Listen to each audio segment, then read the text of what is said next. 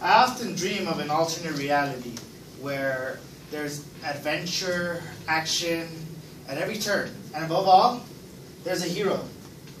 Now, before I continue, I do want to make clear that I do see the irony in the fact that I want adventure and action, and I spend my time on a computer. Okay? The artifact I have here is a keyboard.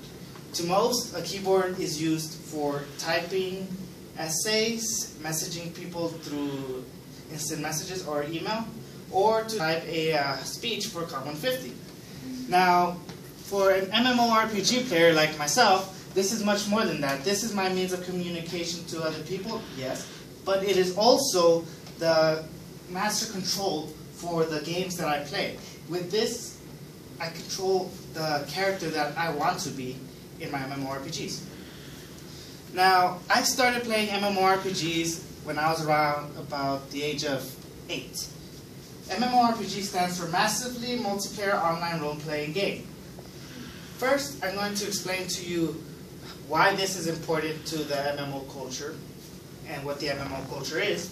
Then I will tell you how I associate myself with it and how I got into the culture. Okay, the keyboard is important, I told you, because what happens is you use this as a control. With this keyboard, you can control your movements, you can communicate with other people in that game, and you can also do little dances depending on the game that you play. Okay? Now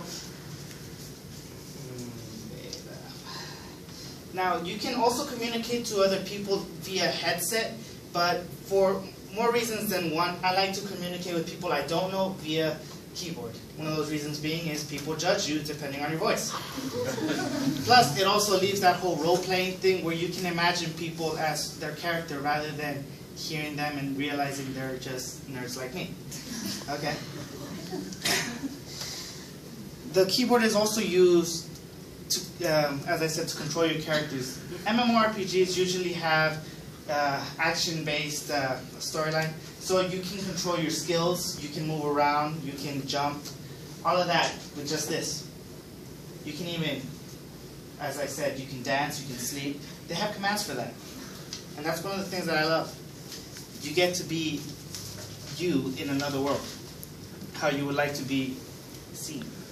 Alright, now the MMORPG industry has been growing immensely these past couple of years. This can be seen by the fact that so many MMORPGs have been coming out.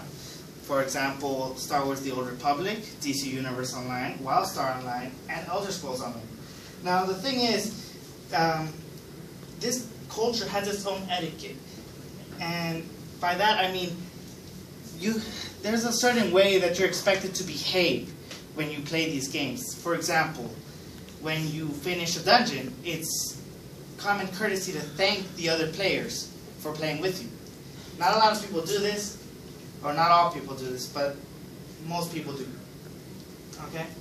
Another thing is, it's also common courtesy that when you're looting for items, you let the people who need it get it first, and then if nobody needs it, you guys roll for it to see who gets it.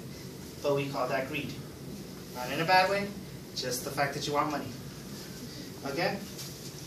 Now, the community is big, and they do have conventions for these things. Like one of them being BlizzCon.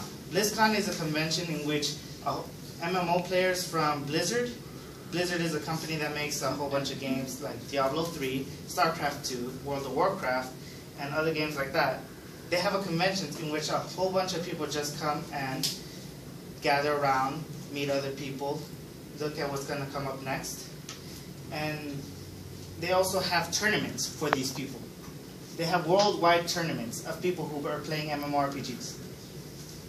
Okay, now back to how I got, now on to how I got into this culture. When I was younger, my mom worked afternoons, so when I got home, she left. And my dad just wasn't around. So I spent most of my time with my uncle. My uncle introduced me to games, not just any games, role-playing games. So even from a young age, I was really into these games. But back then, I just wanted a character that looked cool. But throughout the years, out of all the games that I've played, I can see how I have developed because I have gotten a lot better. Back then, I could barely get to level 20, and then I would just stop there. But now, I can solo up to max level, and I know what I need in order to become a great character. Okay? Now, most MMORPGs have two ways of playing. PvE, which is player versus environment, and PvP, which is player versus player. Now, what I do is I do PvP, because I like playing other people, against other people. And there's also healer, tank, and DPS. The healer is obviously the person who heals. The tank is the person who takes damage, and DPS is the person who kills. I like to play the DPS. That's how I associate myself with this culture. And as I have said, I like the culture of